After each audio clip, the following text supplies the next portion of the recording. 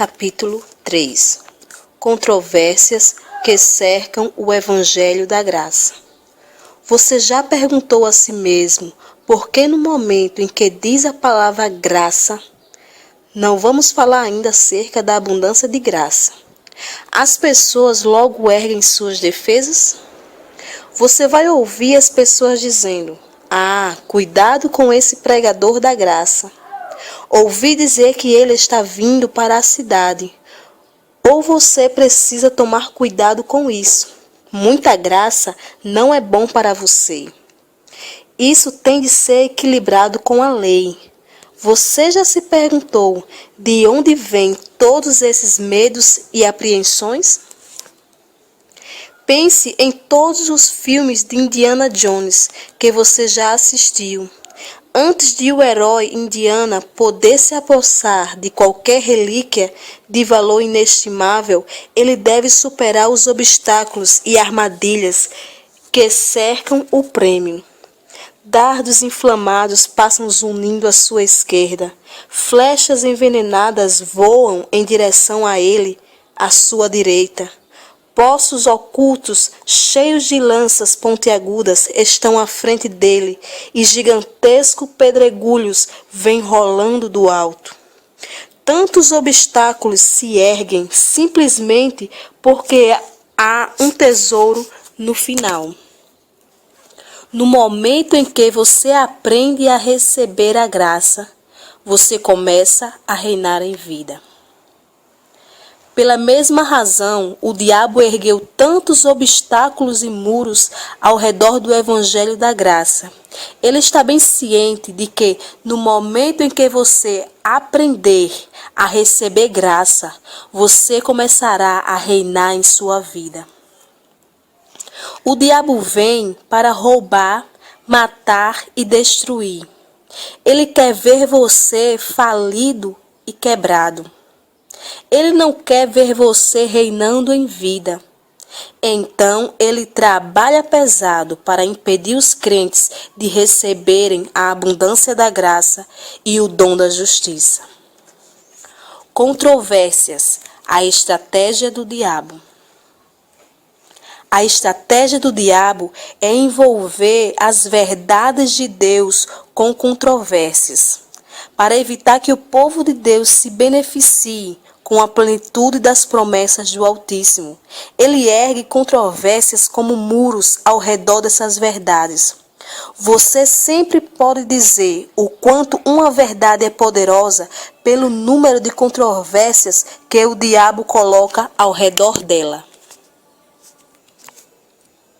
A palavra de Deus nos alerta a não sermos ignorantes quanto às artimanhas do diabo. Quando Jesus morreu na cruz, a cabeça da serpente foi esmagada. Deus deu ao diabo um PhD, dano permanente na cabeça. Então você vai perceber que as estratégias do diabo sempre são desprovidas de criatividade. O que ele fez no passado ainda está fazendo hoje. Por exemplo, quando Deus estava restaurando a verdade da cura para o corpo de Cristo, o diabo colocou um sinalizador nela que dizia heresia. Por muitos anos, a igreja olhou para esse sinalizador e recusou a cura, dizendo: isso é heresia, isso é perigoso e controverso. Vamos esquecer essa história de cura na igreja. Em lugar de estudar a palavra de Deus para ver o que o próprio Deus diz acerca da cura, a igreja recuou. Não deu importância ao fato de que, quando Jesus caminhou na terra, mais que 2/3 de seu ministério envolveram curar os enfermos. Ele seguiu curando os enfermos e todos os que tocavam eram curados. A Bíblia registra que todos da multidão procuravam tocá-lo, porque dele saía poder e curava todos. Quem dera alguém em Hollywood produzisse a cena que aparece em Lucas 6,19. Mel Gibson, você está lendo isso? Todos os que estavam enfermos, coxos e cegos vieram a Jesus. E a virtude da cura de Jesus era poderosamente liberada, e todos os que tocavam eram curados. Essa é uma imagem poderosa para se ter em sua mente quando você estiver crendo em Deus para uma cura. O mundo não tem a verdade. Eles embrulham a ficção e a apresentam como verdade. Eles apresentam criaturas de outros espaços e fazem que você acredite que alienígenas são reais. No outro extremo, nós, os crentes, temos a verdade, mas a apresentamos e embrulhamos como se ela fosse ficção. Ora vamos, crentes, nós temos a verdade. Vamos proclamar a verdade do Evangelho de Jesus com ousadia. Somente a verdade da graça e do poder de Jesus tem a unção de libertar e tornar as pessoas livres. Eu creio de todo o meu coração que Deus está levantando uma nova geração de diretores, produtores e roteiristas em todo o mundo, os quais apresentarão a verdade do Evangelho de Jesus em toda a sua pureza e poder. E então, quando Deus estava restaurando a verdade da prosperidade para a igreja, sinalizadores foram mostrados novamente, chamando isso de heresia. Por muitos anos, a igreja abriu mão do ensino da prosperidade, porque era controverso. Novamente, não se deu valor ao que a Bíblia declarou, que Jesus Cristo se tornou pobre na cruz para que, por intermédio de sua pobreza, pudéssemos ser prósperos. A igreja abriu mão disso, dizendo: vamos esquecer essa ideia, é muito controverso. Eu não compreendo o motivo de alguns crentes lutarem pelo direito de serem doentes e pobres. Você acha que algum pai gostaria que seus filhos fossem doentes e vivessem em uma pobreza desprezível? Por que você leva seus filhos ao médico quando eles não estão bem? Por que você dá a eles a melhor educação que pode custear? Não é porque você quer que seus filhos sejam abençoados e saudáveis e tenham um futuro próspero? Você acha que seu Pai Celestial ia querer algo para seus filhos com menos expectativa que você? Você seriamente acha que seu Pai Celestial abençoará você com mão suvina quando as ruas do céu são feitas de ouro puro? Preste atenção, cuidadosamente. As ruas do céu não são folheadas de ouro. Elas são feitas de ouro sólido. Pense nisso por um momento. Se você de alguma maneira sabe como dar presentes aos seus filhos, quanto mais ainda ao seu Pai Celestial. Reconheça que o diabo tem usado a controvérsia como uma artimanha ao longo da história da igreja para impedir os crentes de terem acesso às verdades mais poderosas de Deus. Ele construiu muros de controvérsia ao redor da cura, da prosperidade e da graça para manter os crentes reinando sobre a doença, a pobreza e o pecado. Quanto mais controvérsias você percebe cercando a verdade de Deus, mais poderosa aquela verdade deve ser. Preste agora ainda mais atenção ao que eu estou dizendo. Nem todas as controvérsias são baseadas na verdade da palavra de Deus. Temos de testar tudo à luz do que a Bíblia diz. Portanto, a controvérsia é uma ferramenta que o diabo usa para impedir o povo de Deus de acessar suas verdades. Ele é um mentiroso, ardiloso e um ladrão fraudulento. Então, temos de basear o que acreditamos na palavra de Deus e testar tudo à luz das Escrituras. Não desista da graça apenas porque você ouviu que isso é controverso. Estude a palavra de Deus por si mesmo e veja o que ela tem a dizer acerca da graça. Favor merecido versus favor imerecido. Ah, então você é um daqueles pregadores do Evangelho da Prosperidade. Meu amigo, não existe essa coisa de Evangelho da Prosperidade. Há somente um Evangelho na Bíblia, e esse é o Evangelho de Jesus Cristo. Portanto, quando você crê no Evangelho de Jesus, o qual é fundamentado inteiramente na sua graça, isso resulta em saúde e prosperidade. Na verdade, o Evangelho de Jesus Cristo conduz bênçãos, sucesso, saúde, restauração, proteção, avanços financeiros, segurança, paz, completude e muito mais. Deus o abençoa, não porque você é bom, mas porque Ele é bom. Deus o abençoa não porque você é bom, mas porque Ele é bom. A graça é baseada na fidelidade e bondade dele para com você. Não é uma eventualidade com base em seu desempenho, mas é fundamentada em seu favor imerecido. Se fosse um prêmio relativo ao quanto você é bondoso, então nem de longe precisaria ser um prêmio baseado em graça. E sim, em lugar disso, seria com base no sistema da lei. Seria um favor merecido. Essa é a diferença entre a antiga aliança da lei e a nova aliança da graça. Lei é favor merecido. Quando você obedece perfeitamente aos mandamentos, você é abençoado. Graça é favor imerecido. Jesus obedeceu perfeitamente e então você é abençoado por crer nele. Meu amigo, sob qual aliança você está hoje? A antiga aliança da lei ou a nova aliança da graça? Favor merecido ou favor imerecido?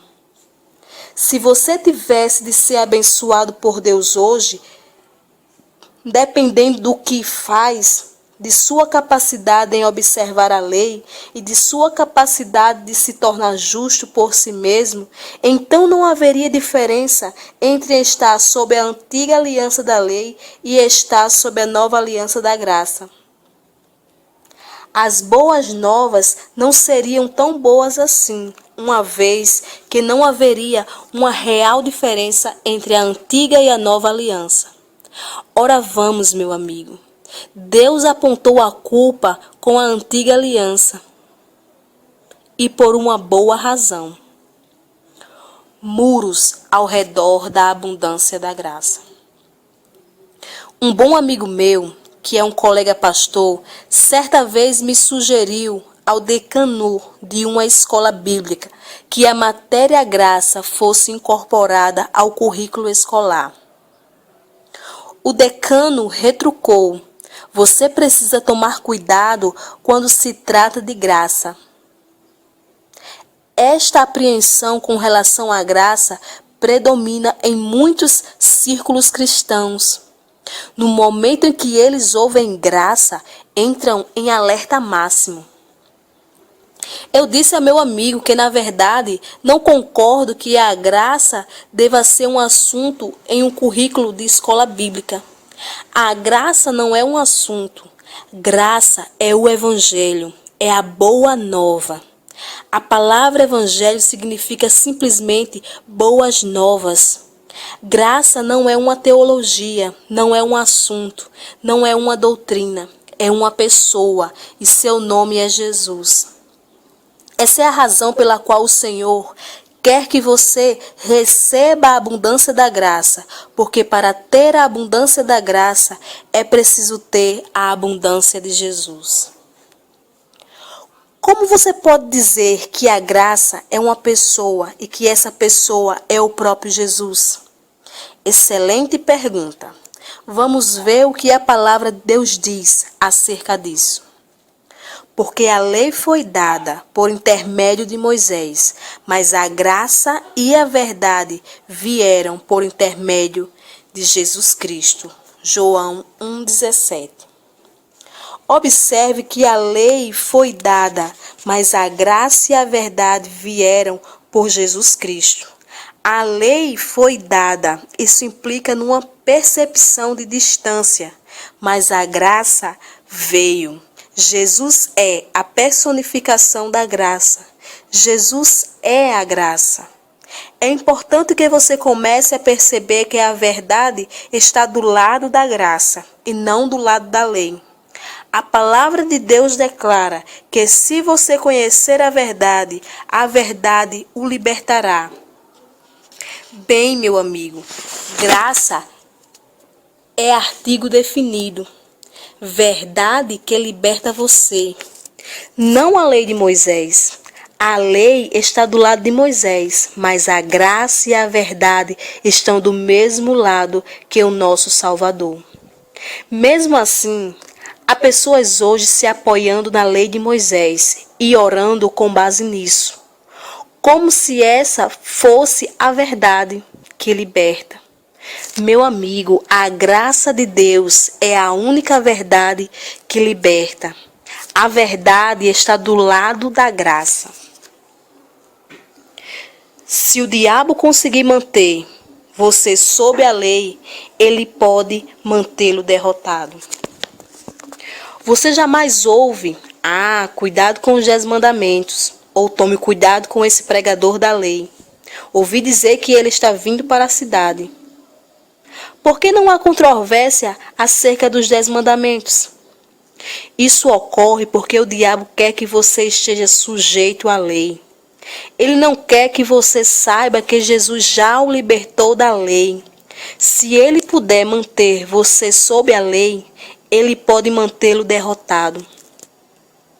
Curiosamente, as pessoas têm receio de que se você disser a um crente que ele está completamente perdoado pela graça e que não precisa mais receber seu direito de permanecer diante do Senhor por intermédio da lei de Moisés, isso o levaria a sair e viver uma vida de pecado e devassidão.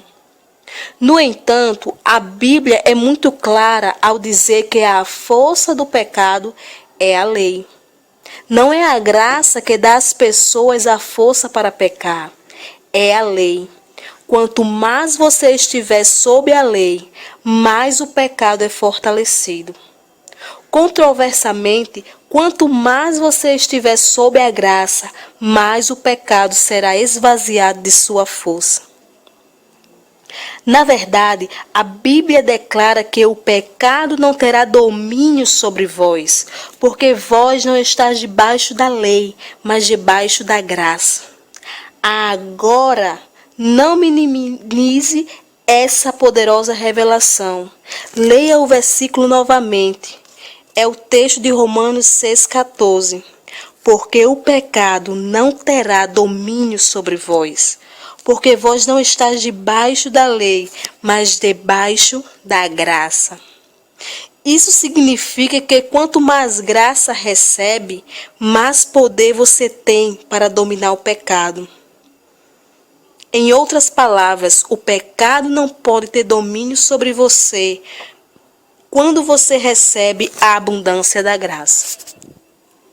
Infelizmente, há pessoas bem intencionadas hoje que estão pregando uma mensagem completamente diferente. Eles pregam que o pecador não tem domínio sobre você quando você está cumprindo a lei. Isso, meu amigo, é como adicionar lenha ao fogo, porque a força do pecado é a lei. O pecado é fortalecido quanto mais lei é pregada. Mas o poder de ter domínio sobre o pecado é transmitido quanto mais graça é pregada. Então, quem é aquele que trocou os papéis? Será que o verdadeiro evangelho se levantará, por favor? O diabo tem tosado a lã sob as vistas do rebanho de Deus. É tempo de pregar a verdade. É tempo de remover a lã de sobre os nossos olhos e derrubar os muros que estão cercando o evangelho da graça. Muros ao redor da dádiva da justiça. O diabo também tem sido bem-sucedido em erguer muros ao redor da dádiva da justiça.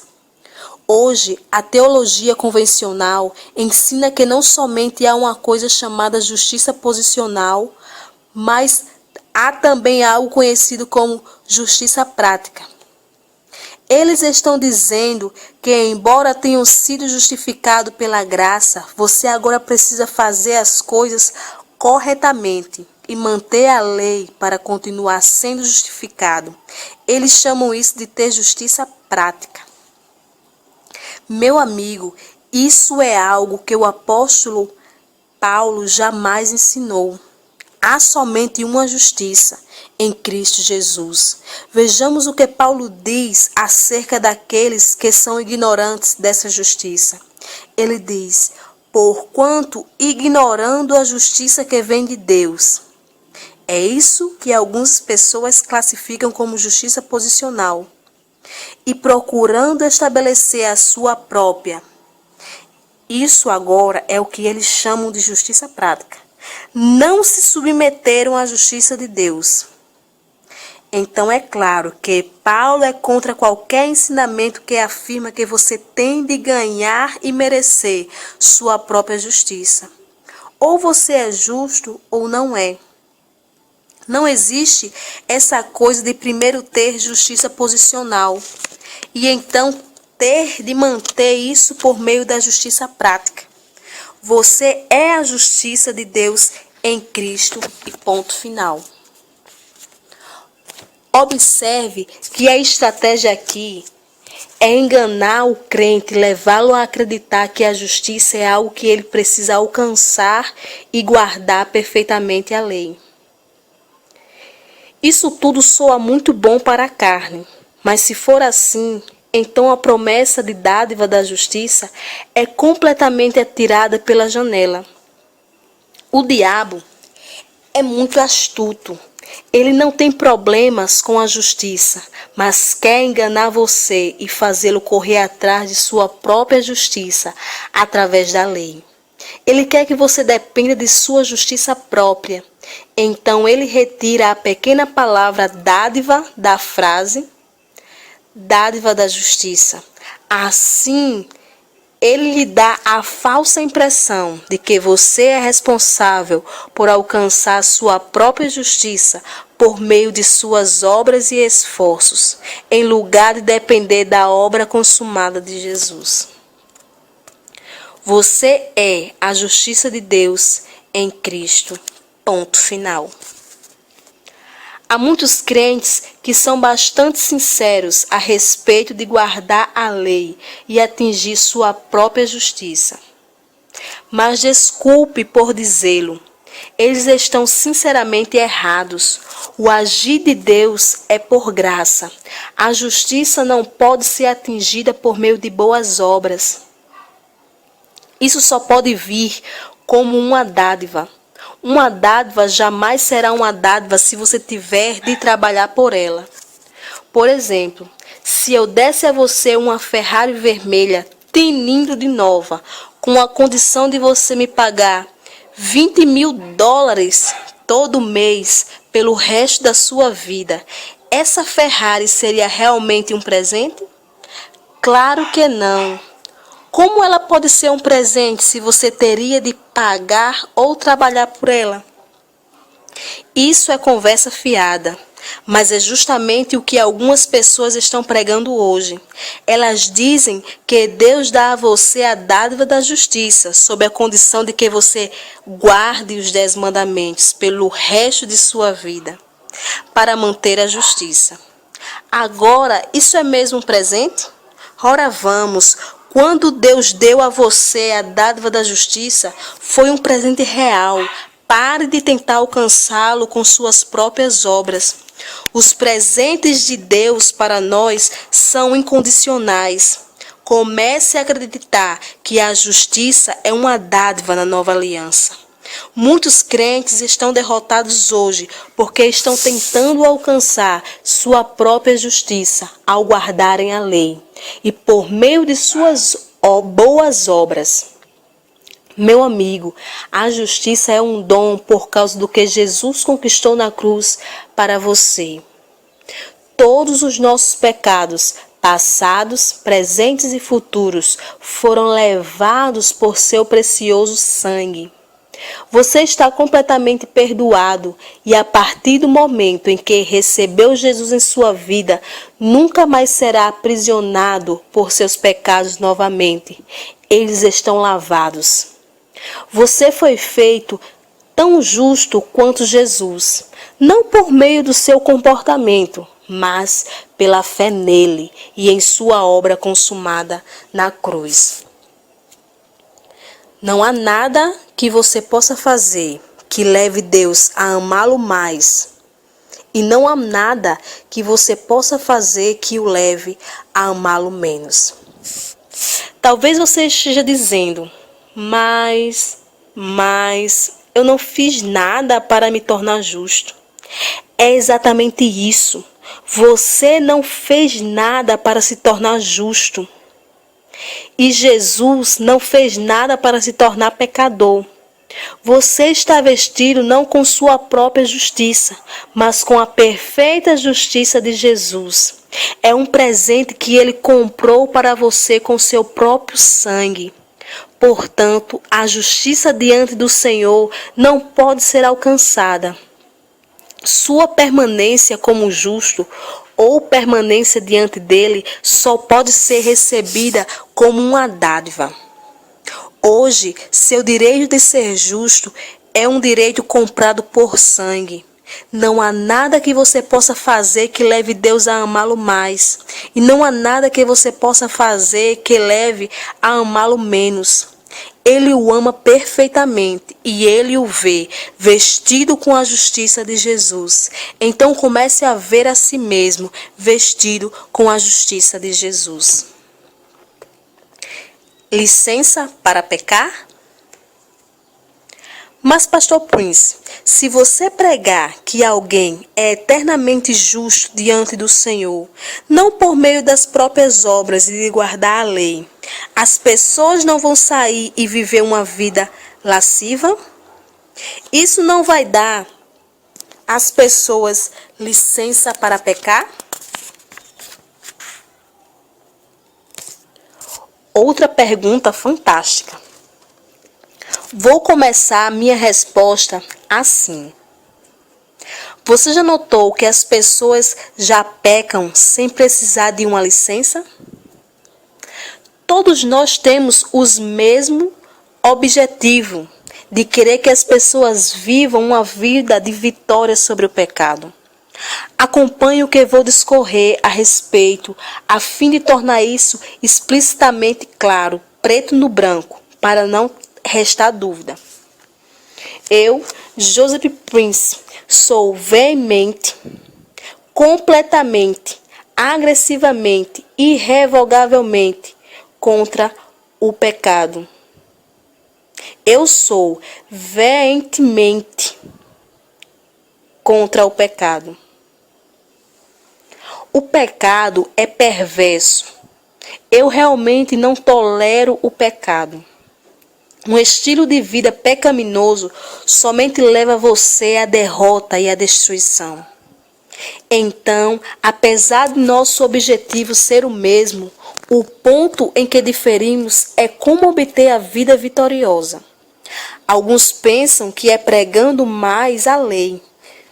Estou convicto de que é pregando a graça de Deus. Quando você visitar a nossa igreja, não vai encontrar uma congregação que, tendo recebido a boa nova da abundância da graça e a dádiva da justiça, quer sair correndo para começar a viver em pecado. É claro que não. Na verdade, algumas das pessoas mais proeminentes nos negócios, gerentes executivos, empreendedores, advogados, contadores e consultores do meu país frequentam nossa igreja. E você vai encontrar uma congregação que é profundamente apaixonada pela pessoa de Jesus. Você ouvirá maravilhosos e surpreendentes testemunhos sobre como casamentos foram restaurados, como altas dívidas na casa dos milhões foram sobrenaturalmente canceladas, como doenças terminais têm sido miraculosamente curadas e outros testemunhos espantosos que a boa nova de Jesus traz.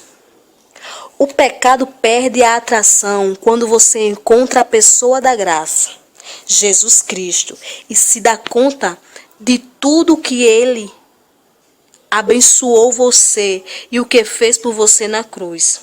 Você começa a perceber que esta dádiva da justiça lhe foi dada e que você não fez nada para merecê-la. Você não fez nada para obtê-la e não tem nenhum mérito para recebê-la como prêmio.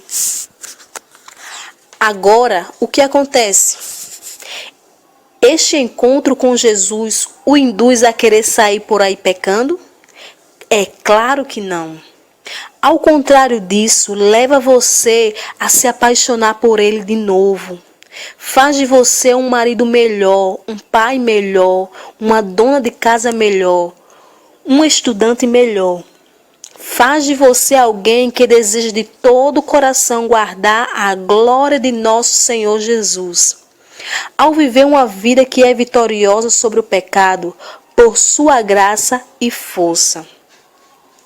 A preocupação com Cristo em lugar da preocupação consigo mesmo induz você a reinar em vida por meio do único Jesus Cristo, que é a revolução do Evangelho. A palavra de Deus diz: acordai para a justiça e não pequeis mais. Quanto mais você compreende que é justo, mais vitória você experimenta sobre o pecado. Acorde a cada manhã e dê graças, porque você é a justiça de Deus através de Jesus Cristo. A restauração final. Ao longo dos séculos, Deus tem restaurado suas verdades para a igreja.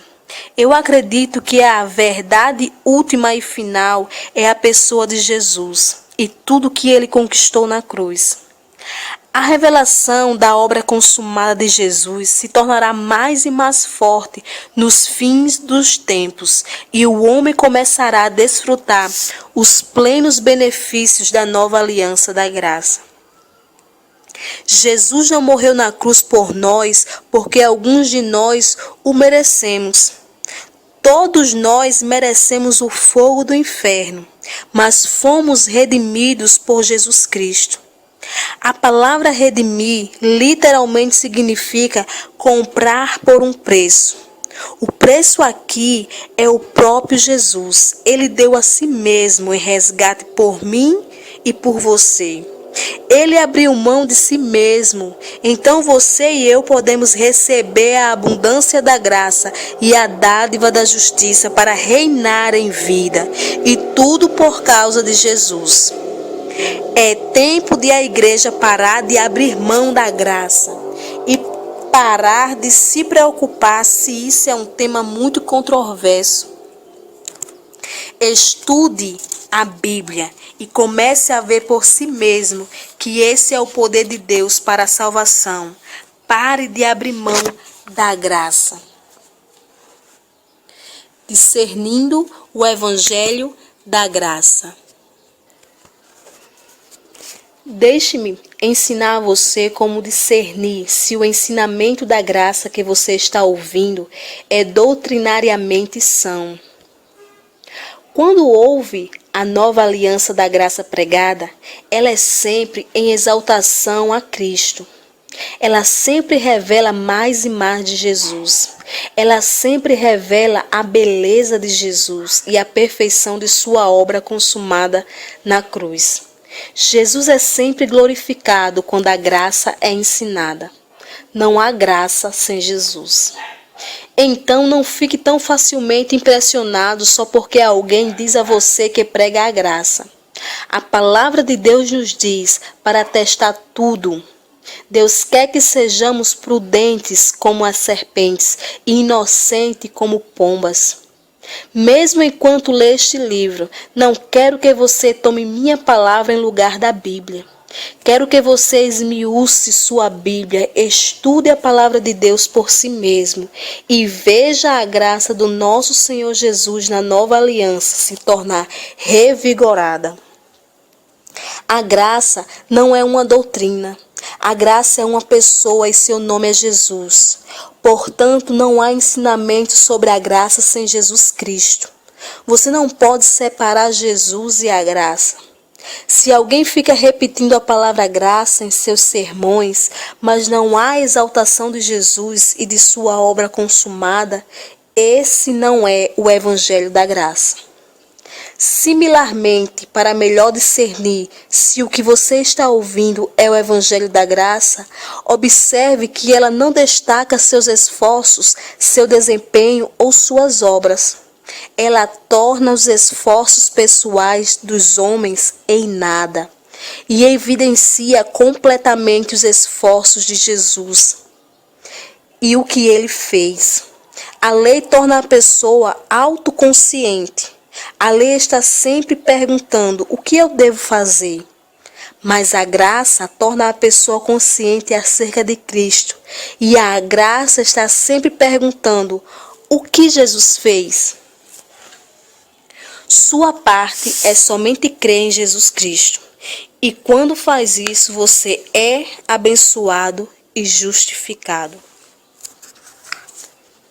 Segundo a lei, o fardo fica sobre você e seu desempenho. Segundo a graça, o fardo fica sobre o que Cristo executou na cruz. Foi por isso que Jesus disse: "Vinde a mim, todos os que estáis cansados e oprimidos, e eu vos aliviarei, porque o meu jugo é suave e o meu fardo é leve." Jesus não estava falando para pessoas que estavam cansadas e oprimidas de seus trabalhos seculares. Ele se referia a pessoas que estavam esgotadas e oprimidas pelas exigências da lei de Moisés. O jugo da lei é severo e pesado. Jesus veio para revelar a graça. E o jugo da graça é leve e suave, porque não envolve nada de você e tudo de Cristo. Ele suportou o fardo do pecado em seu lugar. Segundo a graça, sua parte é somente crer em Jesus Cristo. E quando faz isso, você é abençoado e justificado. Isso não é realmente uma maravilhosa graça?